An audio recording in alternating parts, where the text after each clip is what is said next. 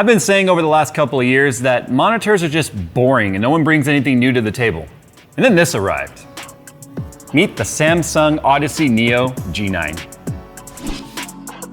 So first things first, this one's gonna be a bit of a challenge to film just because of its size. I mean, it's 49-inch diagonal measurement. Now I know a lot of you are probably already tempted to click off of this panel, or this video, panels on the brain obviously, because you're just going, Jay, it's just an even wider ultra wide. Yeah, 32 by 9. But let's talk about some features here. And when I thought about doing this video, which by the way, Samsung was gracious enough to sponsor today's video by sending this to us, so huge thank you to Samsung. You'll find all the links down below. I was like, how would I use this in the real world? The 32 by 9, that is essentially two 16 by 9 panels side by side. If you want to know what the actual dimensions are like, and you have two 16 by 9 panels at home already, they're identical, just smush them together, and that's the horizontal viewing angle that you got there. But it's a 1000R curved display, which means that its curvature is based on sitting exactly 1 meter from the center of the screen. And by doing that, it means that it matches the curvature of your eye or the curvature of just like the turning of your head, so that when you look at the right side of the panel or you look at the left side of the panel, you're gonna be looking at it straight on. It's supposed to really alleviate things like eye strain, and it's supposed to just feel a lot more natural and more immersive by having such an aggressive curve. It's also HDR10+. Specifically 2000 nits worth of brightness. That is a massive amount of HDR dynamic range that we have, or high dynamic range that we have to play with here, and we'll be doing some of that testing. Now when it comes to the dimensions of this panel, it's not just a big panel stretched wide. Before we get into the backlighting technology, which is another main talking point of this panel, let's talk about the dimensions. 49-inch diagonal 1000R curved screen, which we've already talked about. 2048 local dimming, which means that you're gonna be able to have a much better experience when it comes to contrast, high scenes, dark scenes by getting deeper blacks, better highlights, and a much less halo effect around bright objects against a dark screen. Now, how are they able to achieve that? Well, that's because this panel, like we've seen in many of the mainstream TVs and stuff offered by Samsung, has now taken its quantum mini LED technology and brought it down to desktop. So by having much smaller LEDs, gives you a much denser array of lighting, which gives you those 2048 local dimming zones. So that's how you're able to, although you have a fully backlit panel, not edge lit. A lot of panels have edge lighting, which is you would see the brighter, kind of a ring around your panel. And then you have maybe the lighting horn, we call it a horn effect, coming off the corners, because that's where the LED makes a turn. So there's a higher contrast or a higher density of LEDs in the corner shining against a foil backlight or reflector that's designed to create the backlight effect. By having actual true mini LED backlighting, it's gonna give you that higher dynamic range, HDR10+, 2000 nits, which we've already talked about, but also those 2048 local dimming zones, giving you just the kind of thing you would expect to see in a flagship TV made its way down here to an actual panel sitting on your desk. Now the 32 by 9, if you want to know what the dimensions of that looks like, just take two 16 by 9 panels side by side. That's essentially what the actual viewable area is of the screen. If you were to take 2560 by 1440 and put them side by side, that's essentially what this looks like, because we have a 5120 by 1440p panel. They're calling that their DQHD, which stands for dual QHD. So yeah, you have a massive amount of viewable area here. Now, one of the things that makes this panel also unique is the fact that it has its PBP and PIP, or picture by picture and picture in picture. Now, we've all seen this in TVs, right? You can have multiple inputs going to a TV and you got picture in picture. We have a small little box in the corner. When I was a kid, that was dedicated to me being able to watch Tom and Jerry on that while my dad watched football on the big part. So I would just kind of sit there real close to it watching cartoons. You can actually do that now with your panel. In fact, we'll go ahead and demonstrate that real quick. I got my webcam here because we'll be talking about live streaming and stuff on something like this in a second here. The way we're achieving the picture-in-picture or picture-by-picture is if we go ahead and remove the cover here, which snaps on there very tight, and I truly appreciate that because I hate when back covers like to just pop off without any sort of help or input from you. You want them to stay put. We are able to achieve the picture-by-picture and picture-in-picture with the three inputs that we have. So we do have a DisplayPort 1.4, and then we have two HDMI right here. Now this is a 240 hertz panel. So you're obviously going to want to have at least 18 gigabit per second HDMIs. Higher is available now because of 8K. So if you want to get that 240 hertz through HDMI, you're going to need to make sure you're running a high bandwidth HDMI cable. You can see here we're using a 5K DisplayPort. But we do have two inputs set here. So you can have three inputs. You can have a DisplayPort, which could be your computer, maybe a console, maybe a TV.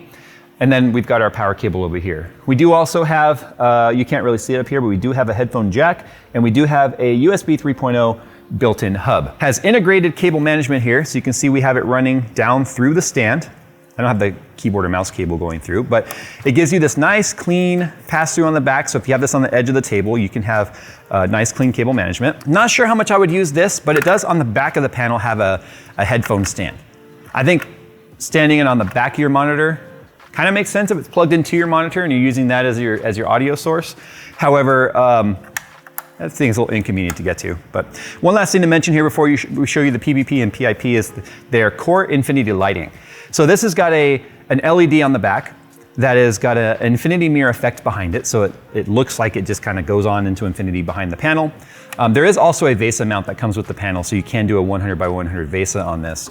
But this is actually controllable. You can change LED colors, you can change LED styles, all done through the menu system on the panel itself. But it also has core sync, where it will actually sync the lighting in the Infinity Core lighting to what's happening on the panel, giving you some kind of a little bit of a backlight, maybe off of a wall, or if somebody's sitting right here, they would see the colors kind of change based on what's happening with the screen, giving you a little bit more of an immersive effect by giving you some area of effect lighting happening behind the panel that kind of makes your game feel like it's a little bigger than the panel itself. So the way we have the PVP and PIP going here is we have the DisplayPort hooked up to my test bench, and then the HDMI we have hooked up to my laptop right here. So let's go ahead and start showing you those different settings, how they work, because it's not just picture in picture. There's a lot of customization you can do to how you could have multiple sources or input sources hooked up to the single panel. Now the cool thing about the PVP and PIP is it's not something that you have to like all or none. It's not like you have to choose one and that's your setup, and then if you want to undo it, you got to undo cables or move things around. You can do it all on the fly. So you can see my laptop is on right here. My test bench is on, and this is clearly the desktop for the test bench. But if we navigate here to the joystick menu underneath and we center push, we bring up a menu. If we go to the right, we get the PIP, PVP settings, which at that point we can set what the actual inputs are. So we know that HDMI 2 is hooked up to the laptop and DisplayPort is hooked up to the panel, the main test bench here. So if I turn on the PVP, that just turned off display because I have it set to the external display to be the main display. So when this comes back on, there it is right there. Now, for default, we've got two 2560 by 1440 panels right here, operating two completely different machines, and it's a seamless line right down the middle. So you might look at this and go, I don't like the way that the stretched look is. But there are use cases out there where somebody might not have room for multiple panels or multiple arms or whatever it may be, or you just want the cleanliness of having a single panel split right down the middle with two different input sources. You get two 120 hertz 2560 by 1440 panels. If you're running a single DisplayPort, you get the 240 hertz if you're running the single panel. I just want to point that out. It does go down to 120, so it splits it in two, obviously because of the processing engine having to handle two different panels at that particular moment. I'm able to now have two separate panels right here. So they're completely independent of each other, which is a pretty neat feature. Now let's say, for instance, you only want one for maybe monitoring a stream. Let's say this is a dual stream setup, right? And you don't need the 32:9 for your main setup. You can go in here and actually adjust that input ratio or the aspect ratio. So you go in here, you got mode type right here. So if we go down to mode type, we can set it right third, left third, or picture in picture. So the top three are picture by picture, which means two separate panels, or picture in picture, which is the bottom corner, overlays one on top of the other, which becomes the entire screen. So let me demonstrate that. Let's go ahead and move the laptop over to a 4:3 aspect ratio on the right. Now we have a 4:3 aspect ratio over here, which is actually squished down to 16:9. We can change the resolution inside the laptop if we want. Now we're running 1680 by 1440, which is a 4:3. Now we have a 21:9 panel over here. So you can see the way we can do that. Now we could do that also in the inverse, where we can take our 4:3, put it on that side, and make it this main panel is a 4:3, and then this laptop gets the 21:9. So you can switch that around however you want it. Or we can go ahead and go down here, like we showed you a second ago, to the picture-in-picture functionality, where the laptop will now be a small pip on top of the main display, which will be all the way from left to right. Or in this case, you can change the location of it, right? So that's all the way up there in the left corner. We go over here to the menu again, go down to the pip. We can go down here to screen size. So you can change the size of it. Watch, we can make it bigger. See, it's bigger now, and it's still loading. And then if we come in here and go to location or screen position, we can change which corner we want it on. So maybe bottom right. There you go. So there you go. There's your picture-in-picture with our laptop. So if you just needed to like always be monitoring something, maybe you got some VMs running on another machine, or maybe you got a server somewhere and you want to keep an eye on your server by having it on your screen over here, and then you still have the full display. And then if you just want to turn it off, again, go back up here, PIP, mode, off. Everything seamlessly goes back to the way it was. You can see we would go back to a single display over here. We're gonna go back to a single display over here. And we never turned anything off. It all ran flawlessly. So the PBP and the PIP functionality is what makes a panel like this already have allure and value, or propositional value, when it comes to why would you want a panel like this. So let's talk about the way I would personally use this panel when it comes to its particular dimensions and flexibility. So for me, this seems like the absolute perfect live streaming panel for anyone that's using a single PC setup, or even a dual PC setup, as I already showed. So what I've done here is this is my game window, right? And it is playing in windowed mode. I actually, when I stream, play in windowed mode. That way, if I tab around to different things, it doesn't stop the capture, it doesn't stop the audio, it enables me to have a seamless bounce around to different windows without, sometimes if you're not in a full screen window and you tab out of it, the hook breaks or something. So I play in windowed mode on my stream, which you can find on Twitch and under a name that you guys know I use. So that would be Jay's 2 cents, in case you were new around here. So we've got over here the Twitch stream going. This is actually a replay of when I did Alien Isolation last night. But anyway, moving on, we got the chat right here. We've got OBS going over here. We've got an available spot right here that we could do something else. Maybe if you have your Streamlabs or Stream Elements activity overlay, so you don't miss those subscribers, you don't miss those bits or whatever, everything shows up right there. But you have basically a 4:3 when we go 21:9, because this window is 3440 by 1440. This is the typical 21:9 QHD layout, or WQHD layout, which is wide QHD. So anything 1440 is the Q part when it comes to QHD, and then the first letters, W for wide, or DQHD. In this case, it's dual QHD for, as you can make sense now, and draw that line, there's dual QHD. But let's say you don't want to do a 21:9. Let's say you're a 16:9, type of gamer. Well, that's fine. So we even get more real estate when we do that. So if I go over here and go 2560 by 1440 and we run that same window again, we can actually pull that window over more if we wanted. We can get a bigger OBS portal window there so we can kind of see what's happening. We can scoot this over and get that in there. So that's my webcam. Hi guys. We're not live, so I don't know what I'm waiting at. I guess. Hi. You have room here if you wanted to. If you were in the moderator window, and I can't do this when we're watching a pre-recorded thing, you can pop out the chat. You can have the moderator window there, where if you're doing stream updates, you could then just move your mouse over and do your updates, and hit submit or save so that your stream title changes and all that sort of stuff. Yeah, any of your monitoring software could be up though. But check this out. You get the screen right here, which is 16:9, and everything happening all in one display. And you know what I used to like to do too when I had multi-panel setup? Is if I didn't have key lights, which wasn't a thing when I first started live streaming, you could just open up 2 notepad windows, move them over here, and just let the actual panel be your key light. And with 2000 nits HDR, it is perfectly capable of doing that on this particular setup like this.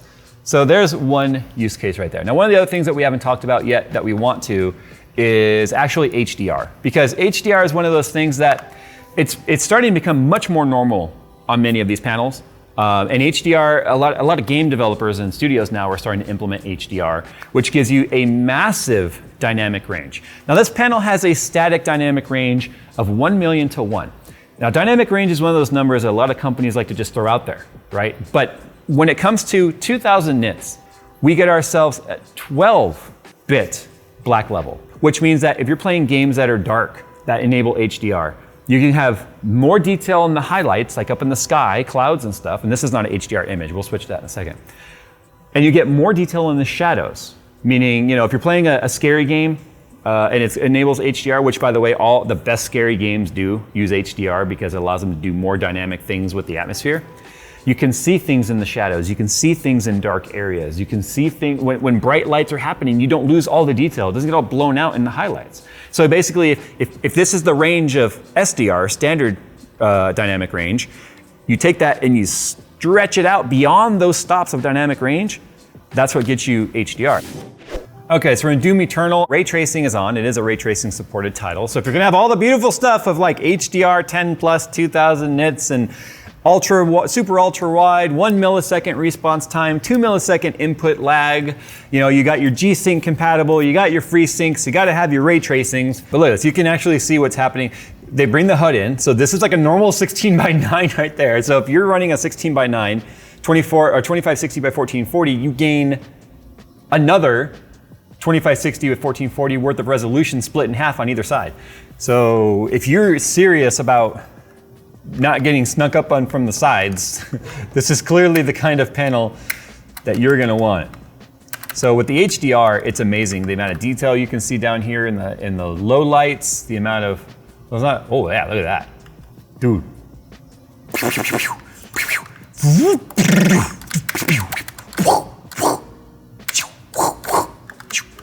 Dude, like right now when I'm all damaged like this, it's bright. It's bright with all this HDR going.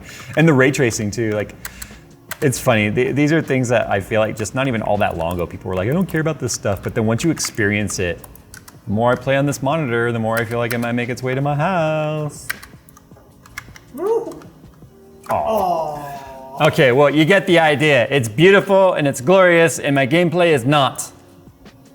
It's better on Twitch, I promise.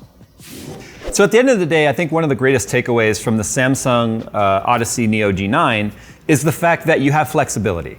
There's the original Odysseys that we saw offered the picture-by-picture and picture-in-picture options, but the fact that we've seen it now progress as far as it has in this next evolutionary jump in the 32:9 DQ HD, I found myself at the start going, what would I do with such a panel like this? And I think the demonstrations that we've shown you with having multiple systems hooked up to one monitor, having one monitor be able to be used for an entire live stream setup without having to have the extra wires, the extra clutter that comes with having multiple panels hooked up, having multiple power bricks, multiple heat sources. One of the things that's really kind of a downside of live streaming with multiple panels and multiple systems is the fact that you have a ton of extra heat going into that room. If your air conditioning or HVAC in that room isn't great, you're gonna start getting all hot and sweaty during your streams, or you're gonna be running fans or auxiliary ACs in there, which is gonna make your audio sound terrible.